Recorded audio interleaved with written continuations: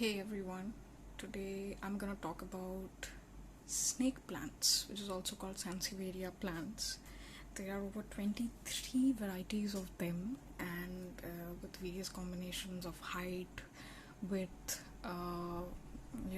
like looks like whether it looks like a star or a bush, and whether the border is yellow or whether the color of the leaf is dark or whether the color of leaf is light. So the basis that there are a lot of varieties, and they have recently been put under Dracaena class of plants.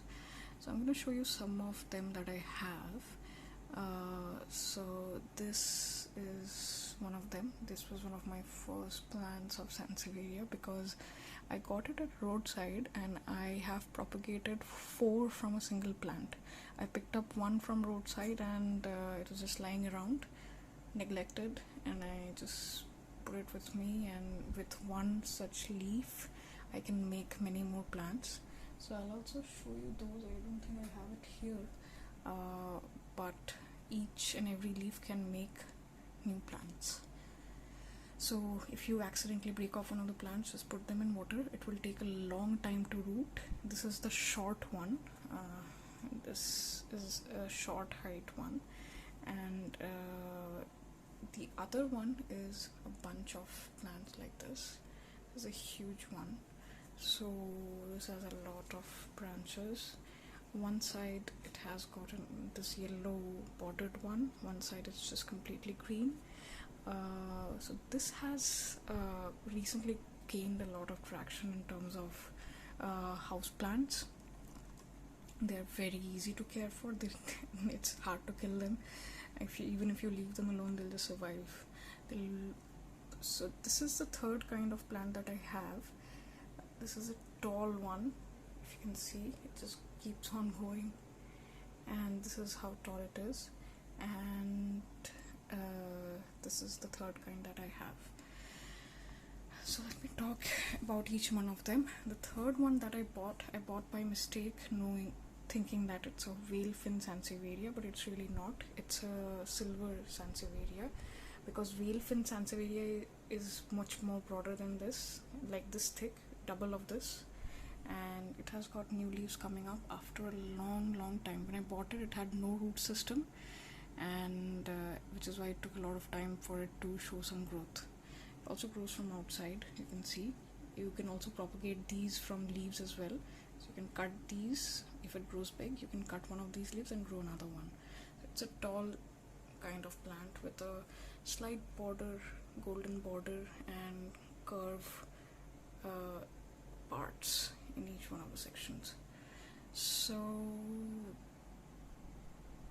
let's talk about watering and sunlight. You can keep them in sun. If you keep them in sun, the lighter parts of the plant, for example, in this part, the lighter part is the yellow one. So this yellow one will stay if you keep it in light, even in direct light. If you keep it in a very dark corner, this will slowly start fading away. Like you can see that it's starting to fade away in some of the plants. It's not as prominent as it used to be earlier, but it will survive. This is kind of like a cactus succulent, because it stores water in the leaves. It is a thick leaf, and you barely need to water it. You can water it every 2 weeks in Indian weather. It will still just do fine. So they keep on growing child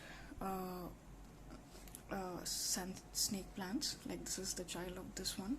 So, and on the other side you can see that there's another child that has come up, which has grown really tall. This is as tall as this, and so it's always preferable or safer to propagate from a leaf because it takes much more time, but your mother plant doesn't suffer. You can take multiple cuttings of a leaf. You can take an entire leaf and just chop it up into this big pieces and put them in the same way that you have cut them. For example, if you have cut this piece, you have to put this at the bottom, because it will not grow roots from the top. It will always grow roots from the bottom. So if you're cutting this piece, then it will grow roots from this piece. So you have to put it in the soil like that, or preferably first put it in water and then wait for the roots to grow a little bit, and then put it in the soil. So I'll tell you what happens if you directly put it in soil, because you'll invariably forget watering. Let me show you one of them. What happened? So this was one of the plants that I had just cutting off and put it in kind of, soil directly instead of water. So it grew roots, but it got yellow because it was not getting enough water. And mind you, if you water the plant too much in soil, the rest of the plant, it will start rotting, which is why you can't put this kind of cuttings with the mother plant. So what you have to do is you put it in water, let it grow some child plants, and then put it in soil. That's the safest way to propagate them. Having said that, you can you don't even need to fertilize them, as long as the soil, you can do it every 6 months. Doesn't need much of care. You can put it in the darkest of the corners of your room, and these are just beautiful plants that don't need your maintenance at all. I think one of the succulents that remain as a tropical, this is one of the tropical succulents, so they survive our weather very well. It's actually used as fences in agricultural lands. It recently gained popularity, and all of a sudden everybody's like, yeah, I have to get the snake plants. But usually in India, in early years, these plants were used as a kind of like fence, because these are so hardy and they grow in bush. It's very difficult to control them if they are put into land, soil. So that's how they were used, and they have been transformed into kind of indoor house plant. These are really good. They give a lot of oxygen in the air, even at night, and you can keep them in your bedroom. They'll do just fine, even in direct AC draft or hot weather. You can throw anything at them, they'll survive. I guess that's pretty much it.